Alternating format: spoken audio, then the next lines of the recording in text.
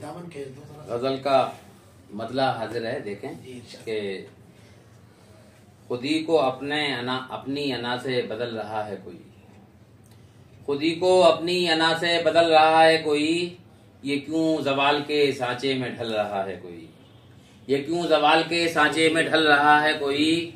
और अगरचे उसके मुकाबिल तो आ गया हूं मैं, अगरचे उसके मुकाबिल तो आ गया हूं मैं, मेरी अना को मुसलसल कुचल रहा है कोई, मेरी अना को मुसलसल कुचल रहा है कोई। और ये क्या कि मंजिले मकसूद के करीब आकर, ये क्या कि मंजिले मकसूद के करीब आकर, सुना है रास्ता अपना बदल रहा है कोई, सुना है रास्ता अपना बदल रहा है कोई। और घटाएं बस की बरसें तो जिंदगी लौटे, घटाएं बस की बरसें तो जिंदगी लौटे, बदन की आग में मुद्दत से जल रहा है कोई, बदन की आग में मुद्दत से जल रहा है कोई।